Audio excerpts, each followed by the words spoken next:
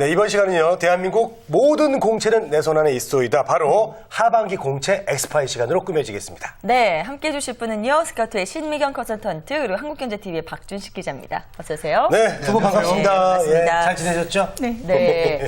자, 오늘 함께 알아볼 기업은 어떤 곳인가요? 네, 오늘은 동원그룹 하반기 공채에 대비한 취업 전략 그 첫 번째 시간입니다. 그래서 저희 회사에 대한 이해와 서류 전형, 인적성 검사 대비해서 중요 포인트 함께 알아볼 겁니다. 네. 네, 두 분은 그 동원그룹 하면 어떤 단어가 떠오르세요? 동원이요? 동원. 동원하면 그냥 무조건 참치 아닌가요? 동원 참치. 예, 네. 저는 동원 예비군. 예, 이렇게 썰렁해요. 예, 하여튼 뭐 오늘 참치. 같은 날 좀 그런 말 하지 마세요. 아니, 오늘 이제 네. 기분이 우울해지니까 이제 네. 조금이라도 웃지 않는 의미에서. 그렇죠, 양반김도 있잖아요, 양반김. 예, 그렇습니다. 예, 예. 맞아요. 네, 참치 양방이 다 있는데 이러한 것들이 그 바다에서 얻는 거잖아요. 그러니까 아무도 가보지 않은 거친 바다에서 어떻게 보면 동원그룹이 시작했다고 할 수 있습니다. 2009년에는 창립 40주년을 기념해서 비전 2020을 발표했는데요. 2020년까지 그룹 매출 20조 원을 달성한다는 목표입니다. 네, 그 모태가 된 동원 정신은 바로 창조, 도전, 열성을 가지고 하나 되기를 추구하자는 건데요. 이러한 그 핵심 요소들을 지원자들은 어떻게 보여줄 수 있는지 함께 알아가 보도록 하죠. 네. 자, 동원그룹 하반기 공채 전략 오늘 그 첫 시간입니다. 자, 올 하반기에도 그럼 일단 채용이 진행이 되는 거죠? 네, 그렇습니다. 동원그룹은 상반기에는 인턴을 통한 채용만 이루어지고 하반기는 공채 위주로 채용을 진행하고 있습니다. 네. 네, 프로세스는 서류 전형을 시작으로 인적성 검사, 1차 실무진 면접, 그리고 2차 그 임원 면접으로 구성이 됩니다. 예. 2011년도에는 그 대략 상하반기 합쳐서 150명에서 200명의 직원을 채용한 바 있고요. 특징적인 것은 그 동원그룹의 공채 일정이 타 기업보다는 다소 늦다는 것입니다. 이는 그 다른 회사에서의 서류나 인적성 검사에서 줄줄이 탈락하는 등 어느 정도 고배를 마신 지원자들이 다시 취업에 대한 자신감과 패기를 가지고 그 지원하기를 원하는 그런 취지와 더불어서 네. 중복 지원이나 그리고 합격 등으로 인한 중도 탈락을 그 방지하려는 것으로 보입니다. 네, 또 그런 의미가 있었군요. 네. 자, 동원그룹 공채 전략 본격적으로 한번 살펴볼까요?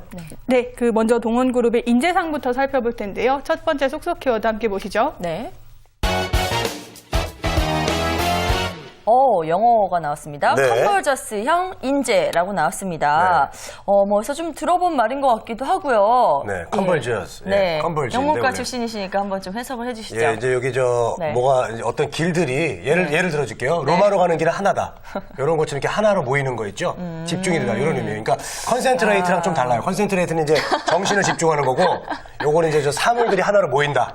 너무 컨버저스. 기대 이상으로 대답을 네. 해주시니까 좀 당황스럽네요. 예, 어때요? 맞아요? 좀 비슷한 의미인가요? 네, 정말 잘 알고 계시는데요. 예, 감사합니다. 이처럼 그 컨버저스라는 것은 단어 뜻이 한 점으로 모인다, 즉 집중성을 의미하고 있습니다. 이게 바로 서로가 그 하나 되는 소통과 공감이 가능한 사람을 동원그룹은 중시하고 있고요.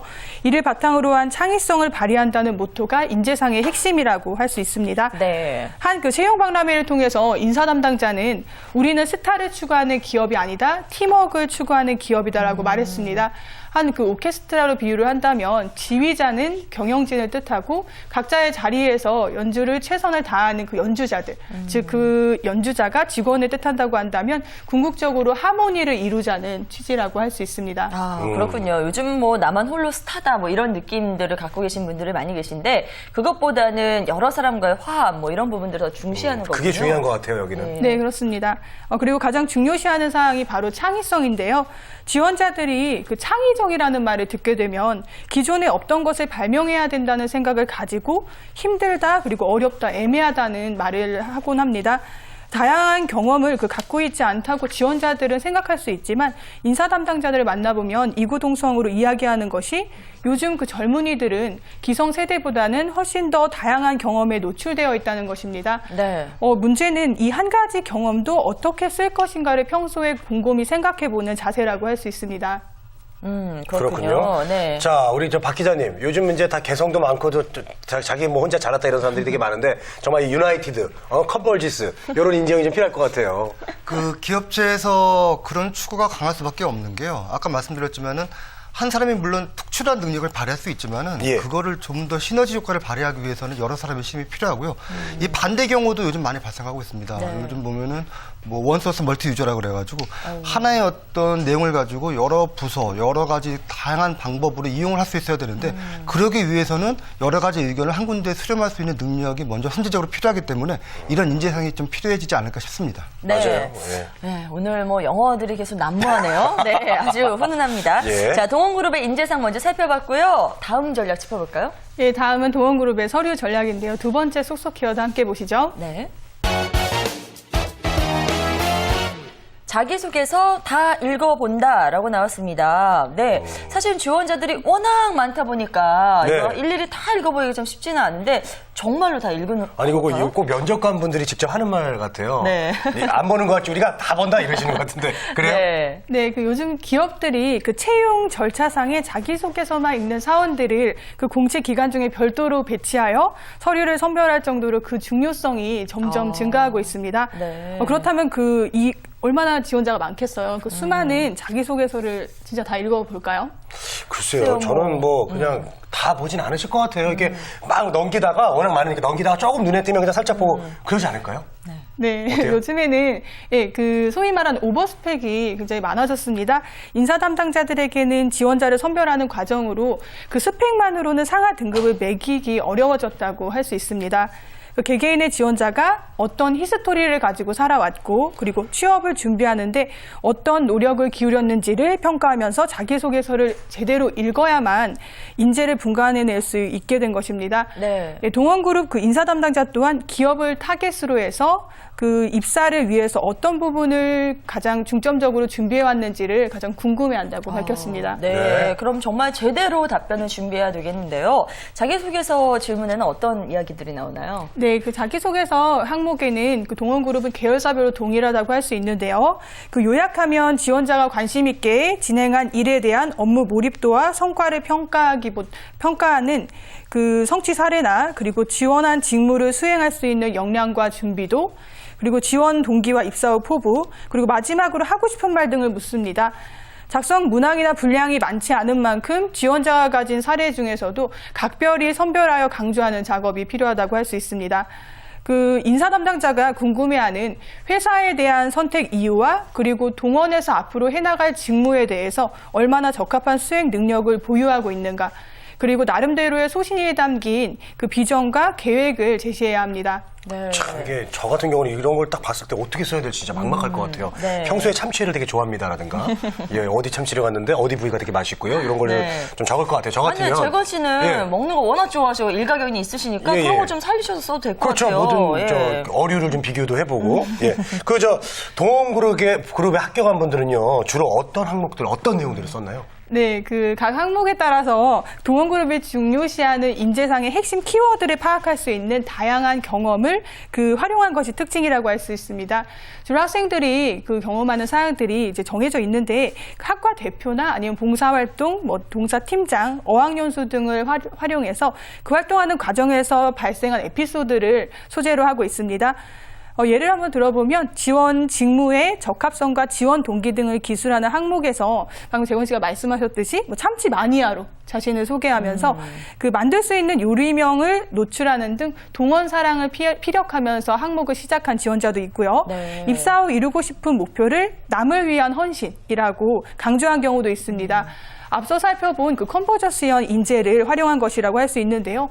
나만 튀고 성장하려는 것이 아니라 그 더불어서 함께 성장할 수 있는 목표로 현재 그 동원그룹의 업계 동향과 분석한 자료를 함께 제시하면서 회사에서 해내고 싶은 목표를 알리는 방식입니다. 네. 네. 자, 자기소개서 전략 살펴봤습니다. 그럼 다음 전략 좀 짚어볼까요? 네, 다음은 인적성 검사 대비 전략인데요. 세 번째 속속 키워드 함께 보시죠.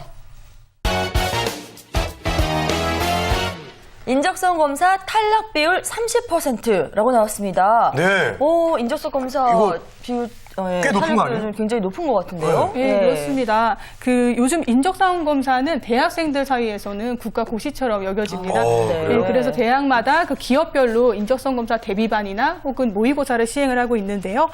서류 장벽이 점점 낮아지면서 접근성이 높아졌지만 결국 면접으로 가는 티켓은 이 인적성 검사를 통과하느냐 탈락하느냐에 달려 있습니다. 네. 동원그룹의 인적성 검사는 삼성의 인적성 검사인 사트와 비슷한 수준으로 또 그 방식이라고 생각을 하시면 될 텐데요. 시험은 인성과 적성으로 나뉩니다. 인성은 대략 250문제를 30분 시간 내에 풀게 되고 문제 유형은 예, 아니오에 대한 선택과 그리고 자신에게 가장 가깝다고 생각되는 문항을 선택하는 지문으로 이루어져 있습니다. 네. 적성은 70문제를 1시간 내에 풀게 되고 문제 유형은 언어 수리, 도형, 추리 등이 다 섞여 있는 방식입니다. 간단한 수학과 한자 국어 문제도 출제가 되고요. 수학과 국어 문제가 대다수고 한자 문제와 그리고 도형 문제는 대략 5문제 내외 그리고 시사 문제는 없습니다. 네. 아유, 저는 차라리 시사 문제를 내줬으면 좋겠는데 수학 같은 거는 진짜 자신이 없어가지고요. 자, 인적성 검사 시에 좀 이거 팁이나 유의사항을 알려줘야지 30% 이거 안에 안 될 것 같아요. 네, 그렇습니다. 네, 인성은 기업 인재상과 결부되고 그리고 기업마다는 큰 차이는 없지만 동원그룹의 경우에는 아무리 직무 능력 점수가 높다고 하더라도 인성에서 떨어지면 치명적이라고 할 수 있습니다. 예. 네. 예, 인성 부분만큼은 정말 솔직하게 잘 푸는 것이 중요합니다.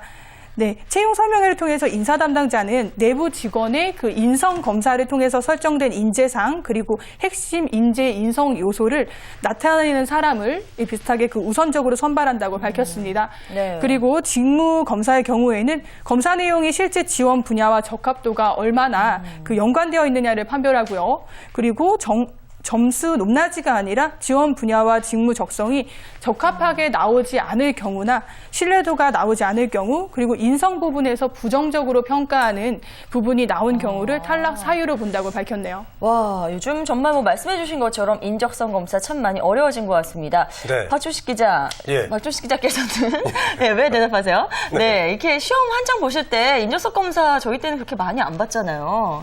뭐 직접 시험을 치른 사례는 별로 없으셔도 요즘 취재하시면서 많이 접하셨을 텐데 좀 잘 볼 수 있는 그런 팁이 없을까요? 저는 그 후배들한테 가끔 얘기를 할 때요. 네. 그 인적성 보통 같이 얘기를 하는데 그러니까 인성하고 적성하고 나눠서 보면은 첫 번째 인성은 인간성하고 인재성이라고 먼저 보면 됩니다. 예, 인재성은 뭐냐면은 사실 그냥 인간이 아니잖아요. 네. 우리 회사가 필요로 하는 인간성을 보는 거기 때문에 그 회사 약간 말씀하셨던 것처럼 인재상이라든지 어떤 사람들을 제일 선호하는지를 먼저 꼼꼼하게 챙겨서 거기에 맞춘 답안을 쓰는 게 상당히 중요하고요. 네. 근데 적성이라는 거는 좀 더 길게 말하면 적합성입니다. 내가 이 회사에 왜 적합한 사람이고 내가 왜 이 회사에 최적의 사람인가에 대해서 정확하게 어필할 수 있는 부분들에 대해서 그 생각을 하면서 이제 문제를 풀고 대비를 한다 그러면은 좀 도움이 되지 않을까 그렇게 생각을 합니다. 네. 박준식 기자님은 인적성 검사 하면은 진짜 일단 불의를 못 참는 분이세요. 그래서 뭐든지 잘 통과하실 거예요. 네. 특히 누가 불법 주차하면은 바로 네. 바로 고발해요. 네, 그런 분이기 때문에 고발 아마 정신이 뛰어나신 분이죠. 아주 투철하십니다. 네, 네, 일단 네. 불의를 못 참아요. 예. 자, 오늘 동원그룹 공채 전략 첫 번째 시간이었는데 마지막으로 저 핵심 사항을 좀 정리를 좀 해주십시오. 네, 그 동원그룹의 모집 요강을 살펴보면 기본 학점 3.0 미만일 경우에는 지원이 어렵습니다.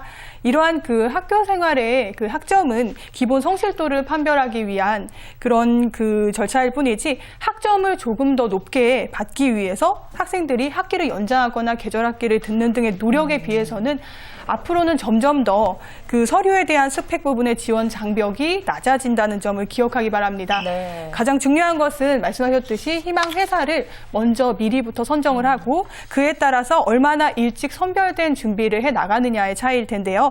다양한 경험을 가지고 직무에 투입하기 위해 나는 어느 정도 준비되었는가를 점검하시기 바랍니다. 또한 그 실제 경험한 다양한 그 경험들, 환경들이나 지식에 대한 부분을 앞으로 미래에 어떻게 새로운 가치로 만들어낼 것인가를 그 고민하는 것이 취업에 도움이 될 수 있다고 또 인사 담당자들은 강조합니다. 네, 잘 들었습니다.